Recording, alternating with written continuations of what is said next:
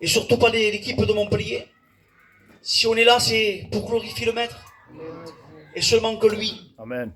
On vit des temps durs et des temps compliqués. Je ne sais pas si vous, à Narbonne, vous vivez le même temps que nous. Je pense que oui. On vit des temps durs, et des temps compliqués de plus en plus. On sent que notre peuple, tout à l'heure, je disais à l'homme qui était à côté de moi, je disais, c'est un peuple gitan, que des gitans. Il me disait, oui, il y a 80% que des catalans et un petit peu d'espagnols. Mais je disais, c'est un petit peu comme nous à Montebellou, à Montpellier. On a un quartier qui s'appelle Montebellou, il y a à peu près 90% des Catalans et 10% des Espagnols. Et ma femme fait partie des Espagnols. Je suis marié avec un Espagnol, famille Jiménez. Donc moi je suis catalan. Mais on n'est pas là pour parler des Catalans ni des Espagnols, on est là pour parler de Jésus-Christ. Alléluia. Alors je ne sais pas, peut-être ce soir que tu es venu dans ce lieu et justement pour écouter, et c'est malheureux, mais c'est comme ça, quand on dit il y a des frères de l'extérieur qui viennent, alors on se précipite. À Montpellier c'est pareil, quand on dit il y a des frères de Perpignan, les gens viennent en foule, ils viennent avec leurs chaises parce que ça change l'échange, ça change la prédication. On dirait qu'il va y avoir quelque chose de meilleur, mais on se trompe. C'est le même message, c'est la même parole, le même Dieu on vous prêche. Et comme disait mon frère Tyson, il disait, vous êtes notre peuple et notre désir à nous, c'est que vous soyez sauvés. Amen. On veut rentrer dans le ciel, amen, avec notre peuple. J'ai été appelé dans le ministère, comme mes frères, pour prêcher à mon peuple, alléluia. Et aujourd'hui, je suis en train d'évangéliser. L'évangile veut dire bonne nouvelle. Alors ce soir, ne t'attends pas à un grand message en disant, maman, comme approcher, maman, comme faire la réunion. T'attends pas ça parce que j'ai pas un grand message. Le seul grand message que j'ai et que j'ai reçu dans mon cœur, c'est de vous parler de Christ, alléluia. Amen. Seulement que lui, le message sera que de lui ce soir. Amen. Je vais te saouler sur Jésus, alléluia. Je veux que tu rentres chez toi avec son nom merveilleux. Amen. Et glorieux qui va changer ta vie. Non seulement changer ta vie, mais bouleverser ta vie. Alléluia. Dans la Bible, il nous parle dans l'évangile de Jean. Nous allons le lire dans l'évangile de Jean au chapitre 3 et au verset 14. On le lit ensemble, cet évangile merveilleuse qu'il dit dans l'évangile de Jean au chapitre 3 et au verset 14. Alléluia. Il nous est dit comme cela. Écoutez bien. Il dit, et comme Moïse éleva le serpent dans le désert, il faut de même que le Fils de l'homme soit élevé, afin que la ville de Narbonne, l'humanité, la ville de Montpellier, le monde entier, les 4 continents, il dit, mais qu'ils croient en lui et qu'ils puissent avoir la vie éternelle. Et au verset 16, il nous est dit comme cela, car Dieu a tant aimé le monde qu'il a donné son seul Fils unique, afin que tu croyes en lui, que tu ne périsses pas dans ton péché, mais que tu puisses avoir la vie éternelle. Amen. Pour toujours. Voilà, jeune homme, jeune fille, homme, femme, toi qui es assise dans cette réunion, toi qui es devant moi, toi qui es peut-être caché dans une maison, toi qui es peut-être dans une fenêtre, dans une chambre ou dans ton salon, mais que tu es en train d'écouter l'évangile. Et l'évangile veut dire bonne nouvelle. Et on a besoin aujourd'hui, plus que jamais, d'écouter la bonne nouvelle. Écoutez, alors nous allons parler quelques moments d'un témoignage que j'ai eu l'occasion de l'écouter. Un jour, un docteur qui est connu, il a décidé de prendre l'avion, de voler pour se diriger à un séminaire, à un congrès. Et là, ce docteur, il monte dans l'avion et l'histoire nous dit qu'il va voler. Et pendant qu'il volait, pendant qu'il était dans les hauteurs, ce docteur, et son histoire nous dit qu'il y avait des orages, il y avait la pluie, il y avait le vent, il y avait des éclairs. Et l'avion, il avait du mal à voler. Et l'histoire nous dit que l'avion va atterrir en urgence. Alors, ce docteur, qui avait une renommée, qui avait une connaissance, il s'est dit, il faut que je loue une voiture, il faut que j'y aille à ce séminaire, à ce congrès, où tous les docteurs, ils étaient réunis pour un séminaire important de tous les médecins. Et ce docteur loue une voiture et il va bien sûr rouler. Mais l'orage était toujours là, la pluie était toujours là, les éclairs étaient toujours là. Alors l'histoire nous dit que cet homme, ce docteur, il va s'arrêter, il va toquer dans une maison, et en frappant dans cette maison, une jeune femme ouvre la porte, et c'était une chrétienne. Il dit, oui monsieur, que désirez-vous? Et ce docteur, il dit, eh bien, aurez-vous la gentillesse de me faire entrer chez vous quelques instants, et après, promis, je rentrerai chez moi, parce qu'il pleut.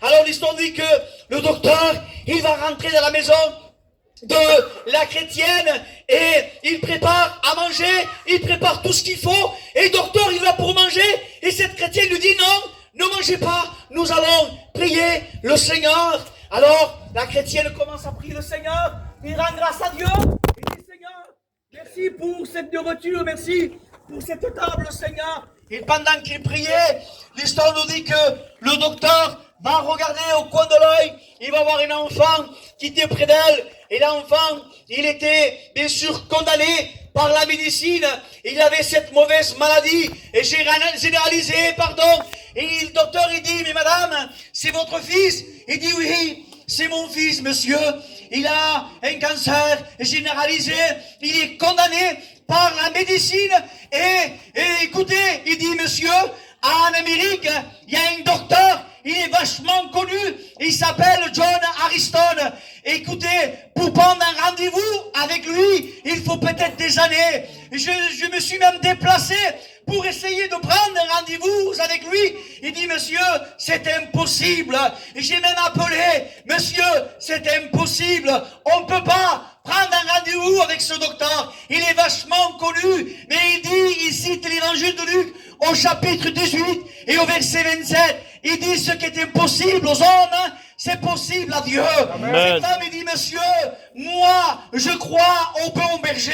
Il dit, monsieur, moi, je crois à celui qui est capable de m'amener ce docteur dans ma maison. Alors l'histoire nous dit que ce docteur, avec la bouche ouverte, il lui dit, madame, savez-vous comment je m'appelle? Je m'appelle John Ariston. Dieu a répondu à votre prière. Amen. Alors ce soir, j'aimerais te dire à toi, toi qui es venu simplement pour assister dans une réunion, comme tu as l'habitude de le faire. Mais laisse-moi te dire que c'est l'amour de Dieu, c'est le plan de Dieu, c'est la solution de Dieu. Ne reste pas enchaîné avec ces chaînes qui sont autour de toi et que ça fait des années qu'ils se disent.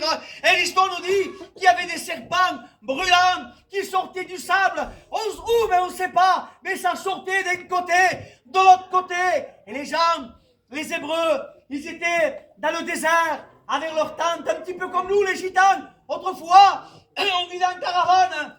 Et ces Hébreux, ils étaient là, avec des tentes, et pendant qu'ils étaient occupés à faire leur ménage, à faire leur travail, et la Bible nous dit que des serpents sortaient de nulle part, ils venaient mordre le peuple hébreu, et là, les gens qui étaient mordus par des serpents, eh bien, la logique, ils voulaient qu'ils meurent. Vous savez, j'ai écouté, bien sûr, un homme dire, quand on est mordu par un serpent, il y a 3 choses qui se produisent dans le corps de l'être humain. 3 choses simplement. Quand un serpent il mord, c'est pas simplement le dangereux, la morsure, mais ce qui est dangereux, c'est le venin qui est injecté dans notre corps. Écoutez, quand un serpent mord quelqu'un, que ce soit une femme ou un homme, que ce soit un costaud ou pas, qu'importe, mais ce qui est le plus dangereux, c'est le venin qui est jeté dans le corps de l'être humain. Et un serpent, quand il mord une personne, non seulement il mord, mais il jette un venin mortel, et c'est la mort. Et c'est la mort. Et quand le venin touche le corps humain, la première chose qu'il fait, avec l'homme, la femme, il va commencer à être paralysé.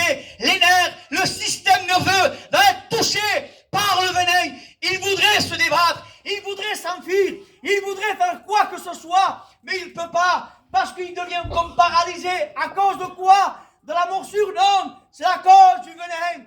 Dans le livre de Romains, au chapitre 3, verset 6-23, il dit que le salaire du péché, c'est la mort. Celui qui consomme le péché, il mourra. On ne vous parle pas de la mort physique, mais on vous parle de la mort spirituelle de l'intérieur. Oui, voilà pourquoi il y a des hommes aujourd'hui, il y a des femmes. Notre peuple aujourd'hui aujourd'hui meurent à l'intérieur. Aujourd'hui, nous, on dirait que notre peuple, à nous, on ne même pas fait notre vie. On ne se suicide pas, nous, gitanos. Et pourtant, il y a quelques années chez nous, un cousin à moi, il a mis fin à sa vie, il a pris un couteau. Il disait à son père, ne t'approche pas. Et son père s'approchait. Et il disait, si tu t'approches, je le fais. Et son père ne croyait jamais. Et quand son papa s'approchait, il a pris le couteau, il s'est planté à la gorge, le sang y giclait. Je ne veux pas vous faire peur, c'est la cause du venin. Le venin détruit notre jeunesse, détruit notre foyer. Il t'a détruit, il t'a cassé, il t'a mis en miettes. Voilà ce qu'il produit, le venin. Il paralyse. Écoutez, souvent de fois, les serviteurs font des appels, et souvent de fois, tu voudrais lever ta main, tu voudrais être vrai devant Dieu, tu voudrais venir devant, tu voudrais accepter le Seigneur. Hein? T'as pas remarqué que parfois tu es comme paralysé, tu es cloué sur ta chaise, tu ne peux même pas lever ta main, t'as pas remarqué? C'est le venin. Le péché est plus fort que nous, dira David. C'est un fléau, c'est une puissance qu'aucun homme, qu'aucun gitan, qu'aucun docteur ne peut réparer. Le péché ne pardonne pas, le péché casse, le péché détruit, il fait du mal, il détruit nos jeunes, il détruit nos foyers. Et quoi qu'il a fait déjà, il t'a détruit. Alors je connais pas ce quartier, c'est la première fois que je viens. La première fois que je viens, je sais pas si ça fait 20 ans, ça reste construit, peut-être 30 ans. Mais alors j'imagine, moi, je vous emmène avec moi, il y a 20 ans en arrière, ce quartier, il n'était pas comme ça. Il y avait la paix, même pas besoin des guignons ici. Il y avait Dieu, il n'y avait pas de drogue, il n'y avait pas de vice. On s'aimait entre nous, il y avait que nos seules familles. Et aujourd'hui, 20 ans après, mais que s'est-il passé? Pourquoi? Parce que le venin a commencé à grignoter maison par maison. Il a commencé à diviser maison par maison. Tel foyer, telle famille. Ah, moi, je viens pas à la réunion parce qu'il y a ces gens-là. Alors moi, je me mets au bout. Et moi, je me mets là-bas. Et s'il y a des gens qui ne s'en parlent pas, on fait vite de ne se pas regarder. Le venin commence à toucher. Le venin commence à détruire ce quartier. Et pourtant, il y a 20 ans en arrière, il était si beau. Et le venin, quand il mord une personne, la personne commence à être paralysée. Il voudrait se débattre, mais il ne peut pas. La deuxième chose que le venin fait dans l'être humain, eh bien, il commence à suffoquer. Il suffoque. Il suffoque. Il essaie de respirer, mais il ne peut pas. On dirait que ses poumons commencent à se contracter. T'as pas remarqué? L'homme et la femme qui vivent dans le péché, comme ça a été dit par le jeune étudiant, mon frère Michael. Il disait pourtant, j'avais une grande chienne. Et c'est vrai qu'il y avait une grande chienne, de tellement qu'il était grande, il marchait comme ça. Pas à maman, ça, hein. Mais où c'est qu'il allait? Il était comme ça. Ses doigts étaient comme ça, avec plein de bagues. Et nous, quand on le voyait, il a réussi sa vie. Et les riches, non, c'était un malheureux, c'était un perdu, c'était un pécheur. La cause de quoi? À cause du venin. Homme, femme, tout à l'heure, pendant que j'étais dans la prière, et je sais que Dieu me l'a révélé, parce que je foi en lui, parce que je sers en Dieu, et Dieu me l'a révélé. J'ai senti dans ce quartier de l'amertume. J'ai senti de l'amertume. Il est parti d'un cœur ici, dans l'auditoire. Il a un cœur amer, un poupe smèche. J'en peux plus, je suis amer, je supporte pas mon mari, je supporte pas ma femme, je supporte plus mes enfants, mais où c'est qu'on va? Ça, c'est les conséquences du venin. Et dans ce quartier, pas toutes les maisons, mais il y a sûrement une maison, peut-être deux, il y a peut-être un homme devant, ou peut-être au fond une femme, ou peut-être quelqu'un qui est dans la maison, qui est en train d'écouter l'évangile, écoute-moi bien. Ce n'est pas un conte, ce n'est pas une histoire. Ce que vous raconte, c'est vrai, c'est réel, c'est vrai, c'est sûr. Dieu vient, il vient chercher son peuple, celui qui a le sang de l'agneau, il rentrera dans le ciel pour l'éternité. L'amertume dans ton cœur, peut-être t'as été déçu. T'as été déçu à cause de ton foyer. T'as été déçu à cause de ton mari. T'as été déçu à cause de ton gendre. T'as été déçu à cause de tes beaux-parents. Il y a de l'amertume dans ton cœur. Tu es fermé à tout. Comme disait mon frère et tes jeunes, tu t'es renfermé, tu es toute seule, tout seul. On a bon à te parler. Tu écoutes parce que tu es respectueux. Mais ton cœur est fermé. Tu ne veux plus rien savoir. Et tu dors pas dans toutes les heures. Et c'est 3 heures du matin. Et c'est 5 heures du matin. Et tu dors toujours pas. L'amertume est atteinte d'envahir ton âme. Et tu sais comment faire. Tu sais comment faire. Et quand un venin touchait l'être humain, les nerfs se paralysaient, les poumons se contactaient, ils suffoquaient. Vous savez, moi, ma soeur, j'ai une soeur de chair, il s'appelle Johanna, ma petite soeur. Il est marié aujourd'hui. Sûrement que vous connaissez son mari, il chante dans les mariages païens. Il s'appelle Otsoni, de Montpellier. Et ma soeur, il rentre à la maison de mes parents, peut-être 20 fois par jour. Ils habitent à côté. Et quand je vais à la maison de mon père, passer un moment avec lui, et je vois ma soeur rentrer. Et quand il rentre, il passe, il fait... Et moi je regarde, qui a Johanna? Ré. Il repasse. Qui a? Ma canzone, Sony. Ah. Repasse, ton ami. Qui a Johanna? Alors qu'il n'aille, même il le sang, il parle de son fils. Ah. Il repasse. Un peu plus mince, qui a? Fakro. Il repasse. Un peu plus mince, qui a? Avec une dans la vacances, il y a le son, il repasse. Il ne s'arrête pas, mais toute la journée, il fait ça. Et aujourd'hui, il y a des hommes, de plus en plus des femmes qui font ça. Ils sont angoissés de rentrer chez eux. Quand ils viennent tard, vers minuit, 1h au matin, quand c'est l'heure de se coucher, l'angoisse te prend. Et des hommes... Nous, les chrétiens, quand la réunion se termine, on fait... On est bien là. On est bien là. C'est la bonne réponse, la bonne idée, c'est là. Amen. L'amertume dans ton cœur. Et je ne sais pas si un homme, une femme ce soir, qui aurait le désir de rencontrer le Père d'un grand prix, comme je l'ai prêché hier à Perpignan, de cette femme malade depuis 12 ans, 12 ans de souffrance, 12 ans de maladie, une maladie impure, en plus impure. C'était une honte pour elle, une vergogne. Écoutez bien, cette femme, l'histoire nous dit qu'en cette femme, il n'avait pas le droit de toucher qui que ce soit, il n'avait pas le droit, parce que la maladie qu'il avait, il était considéré comme impur. Alors un hébreu, quand il marchait, l'histoire nous dit qu'il sonnait la cloche, l'hébreu. Il sonnait gling, gling, gling. Il disait l'hébreu, poussez-vous, parce qu'il ne faut pas que je touche. Mais cette femme n'avait pas la force de le faire, à cause de la honte. Il était considéré comme impur. Et l'histoire nous dit, la Bible, dans le livre de Matthieu, la Bible dit qu'il va par derrière de Christ. Et j'ai souligné comme ça, pourquoi il ne va pas à la face de Christ, mais il ne passe pas derrière. Pourquoi? Parce qu'il voulait que personne la voie. La foule entourait Jésus. Il savait, s'il touchait les gens allaient être impurs, il savait ça. Mais il a joué le tout pour le tout. Il a dit, tant pis, puisque j'ai gaspillé mon argent, j'ai plus rien, tu peux m'arrêter. C'est tout pour tout.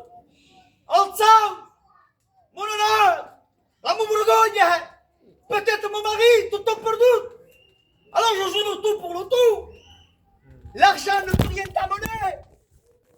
Même si tu as un bon compte dans ta banque, si tu es malade demain, ne peut rien faire ton argent. Et cette femme a joué le tout pour le tout.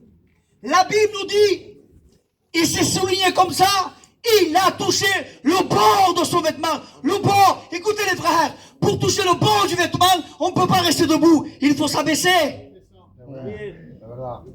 Et quand on s'abaisse, c'est un signe de repentance. Amen. C'est un signe de repentance. Devant Jésus, on vient en tant que repenti. Amen. Et cette femme s'est repentie devant le maître. Et la Bible dit qu'il toucha le bord du vêtement. Le mot bord. Le mot bord en hébreu veut dire canache. Le mot bord en hébreu veut dire canache ou canaf. Et si on tire le mot canaf, veut dire les ailes. Les ailes. Amen. Vous savez en hébreu, la tunique de Jésus, on appelait un nom. Ça s'appelait le talit. On dit comme ça, le talit. Et en hébreu, quand il prie, il met son talit. Et quand il met son talit, qui veut dire petite tente, confie que ce talit, c'est une forme de prière de tente. Et tout autour du talit, il y a des franges. Et on appelle ça les titites. Tout autour, il y a des franges qui pendent. Et chaque coin du talit, il y a 5 nœuds de chaque coin. 5 nœuds de chaque coin. Il y a 5 nœuds de chaque coin avec des cordes bleues qui signifient la pureté, la clarté, le ciel. Et si on compte les franges, les 5 nœuds, si on fait un calcul, on tombe aux 613 franges. 613 franges. Savez-vous combien de commandements il y a dans la Bible? Certains vont dire 10. Il y a 613 commandements. Cette femme-là, il savait, quand il s'approchait de Jésus, il savait non seulement il allait toucher les habits, parce que les habits ne peuvent rien faire, mais c'est lui qui a le pouvoir, c'est la parole. Amen. Alors cette femme, désespérée, gaspillait tout son argent, il n'avait plus rien. Et la Bible dit, il s'approcha du maître, il se fraya un chemin. Tant pis si les gens sont purs, moi j'ai besoin, comme toi ce soir, toi qui es désespéré, toi qui es amer, qu'importe, même si tu te lèves et que tu viens devant, ne regarde pas ton orgueil, mais humilie-toi. Viens devant le maître. Amen. Viens devant le Seigneur. Amen. Il touche le bord. Écoutez, le bord, on en parlait tout à l'heure, veut dire, que veut dire le bord? Canache. Et que veut dire canache, on en parlait tout à l'heure? Les ailes. Les ailes. Ça doit encore meilleur. Malachi. Malachi. Je le prends pour vous, c'est très important. Chapitre 4, verset 2. Écoutez. 400 ans avant que cette femme naisse. On est dans le livre de Malachi ancien. E spasa che sono che dice pas 420 abans. 4 et au verset 2, écoutez. Mais pour vous qui craignez, cette femme craignait. Il faut craindre le Seigneur ce soir. Amen. Non pas de peur, parce qu'il est saint. Mais pour vous qui craignez mon nom, écoutez, il se lèvera le soleil de la justice, Christ. Et la guérison sera sous ses ailes. Amen. La guérison sera sous ses ailes. Quand un hébreu porte un talit, et si je lave mes mains, et que je porte mon talit, les franges vont commencer à pendre. Et si je lave mes mains, il y avait les franges qui pendent, je ressemble à quoi? À un ange. Amen. Les ailes. Il dit, le bord du vêtement, ce sont les ailes de Christ. Amen. C'est Christ qui guérit. Amen. Ce n'est pas un habit. Et ce qui peut guérir ta vie, ce qui peut réconcilier ton foyer, ce n'est pas une motion, ce n'est pas une guitare, ce n'est pas un piano, pas parce qu'on crie fort, mais ce qui peut guérir ta vie, ce qui peut te laver du sang précieux de l'agneau, c'est seulement la parole de Dieu. Amen. Seulement la parole de Dieu. J'ai prêché dans une annexe, il n'y a pas longtemps, et j'ai prêché sur ce message-là. Et là, au fond, une annexe, on n'était pas nombreux, on était 20. Et au fond, il y avait une musulmane, une maghrébine. Il était au fond. Et moi, pendant que je prêchais, mes regards se portaient sur elle. Et je disais, il faudrait qu'il écoute la parole. Écoutez, nous astros. Mais je voyais qu'elle était distraite. Elle regardait son téléphone. Oui, t'as mon oeil. Mais moi, je prêchais. Seigneur, je souffrais dans mon cœur. Il faut que je continue la parole. Mais je prêchais de tout mon cœur. Mais je prêchais. Comme je fais ce soir. Et elle était distraite, se levait, prenait son enfant. Je dis, on va prier le Seigneur. Sans faire jouer la musique, rien.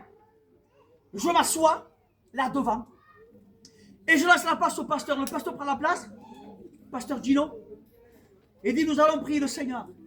Et moi, j'avais la tête fermée, les yeux fermés, pardon. Et d'un coup, j'entends le pasteur qui sort. Enfin, bougez pas. À l'hôpital, j'entends. Et moi, je continue à l'hôpital. Et je vois cette femme au fond, en train de pleurer, cette musulmane, et de se tordre. Il faisait. Alors moi, je me lève, Et je pensais qu'il était en train de faire une crise cardiaque. Parce que le pasteur dit, l'hôpital, fagna. La voiture, l'église était coupée, l'église, tout le monde se levait, tout le monde avait peur. Dire la capote l'hôpital. Alors même le pasteur disait non, porte la voiture de fagna, où c'est? Alors tout le monde, la réunion était coupée. Et je m'approche vers elle. Et l'esprit me le révèle. Il dit non, il n'est pas en train de faire une crise cardiaque. La parole a touché son cœur. Amen. Et moi je dis non, bougez pas. Et du coup là je s'est fait choix. C'est qu'il passe à gagner à 100 millions. Il dit non, ne bougez pas. Il n'a rien du tout, la jeune fille. C'est que la parole de Dieu a touché son cœur. Quand je dis ça, l'église, Amen. amen, tout amen. Tout le monde s'assoit. Vous savez qu'est-ce qu'il a ajouté?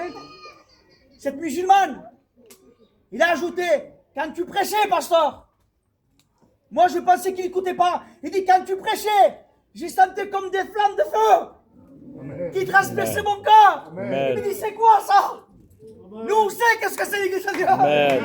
Il dit, la parole me touche mon cœur, il m'a fait mal. Ma trapassé mon skin. Il dit, c'est quoi ça? J'ai cru de mourir. J'ai cru que le cœur allait s'arrêter. Et je lui dis, c'est la parole qui t'a touché. Amen. Parce que tu étais comme cette femme-là. Tu t'approchais vers le bord du vêtement. Et tu as touché le talit. Amen. Et tu as besoin de toucher. Amen. Non seulement la vie, mais de toucher Christ. Amen. Par la foi. Parce que c'est la foi qui va te guérir. Et ce n'est pas une motion. Alors nous allons prier le Seigneur. Amen. Voulez-vous que je vous raconte une histoire? Amen. Un témoignage vivant. Et on prie le Seigneur. Un témoignage vivant. Et je le dis pour vous. Et je prie, je laisse la place à l'ancien. Aujourd'hui, j'ai été bien surpris, le Seigneur. À chaque fois, je dis, je m'embête mes prochains, je prêche plus. Pourquoi j'ai besoin de me repousser de quoi? Parce que pour non arrivare a non non tutti sdonci. La Madonna mi deixerà, se mi lascia l'altra volta, Samuel.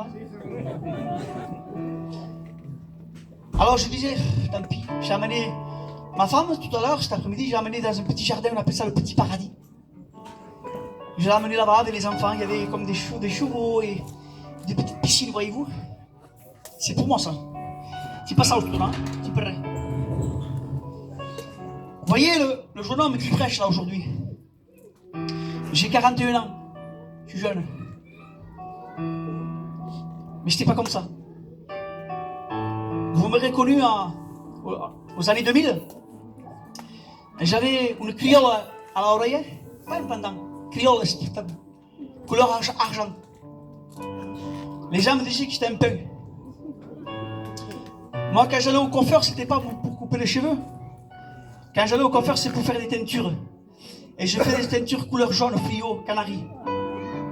Alors quand j'ai dit ça, il m'a dit, toi Abraham, oui. La dernière fois, je regardais une photo, je suis tombé sur cette photo, moi avec une tête jaune, canari. Où c'est que j'allais? Je fumais le joint. J'étais un des premiers dans la cité. Avant lui, et avant tous ces jeunes, j'étais un des premiers à vendre la cocaïne dans la cité. C'était un drame. Dans la cité catalane à Montpellier, de faire rentrer la cocaïne dans un quartier, c'était un drame. Personne ne le savait. On n'était que 2 ou 3. Mais quand je le faisais, je m'apercevais que l'argent rentrait. Et j'étais content. Va t'arrêter. Arrête-toi, c'était impossible. Moi, ce que je voulais, c'était de l'argent. Je ne voyais plus rien. Travailler. Et l'argent rentrait. Oh, je ne gagnais pas 10 millions, je vous le promets, pas comme eux. Hein. J'étais un petit dealer. Mais l'argent commençait à rentrer. Un jour, un oncle à moi est venu me voir. Et il m'a donné un revolver. Et il m'a dit, tiens, je m'en sers pas, prends-le. Il a été plus bête que moi, lui, mon oncle. Donnez ça à son neveu.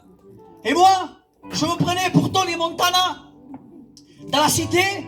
Et j'y croyais fortement. Je croyais que tous les hommes avaient peur de moi. Et je me promenais avec un arme dans ma poche. Avec une teinture blonde. Avec des pendentifs aux oreilles. Avec une moto.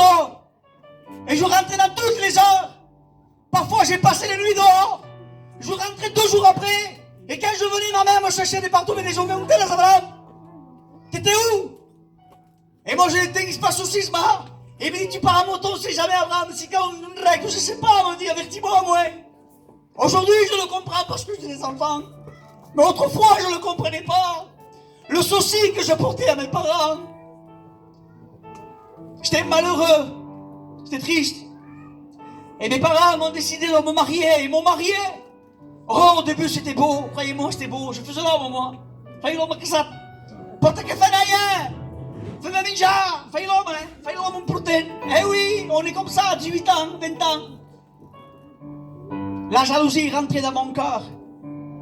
Et j'étais jaloux, vous savez ce que je faisais? Je battais ma femme, je frappais ma femme. Je sais pas s'il y a des hommes justement qui sont dans la même situation que moi. Je frappais ma femme.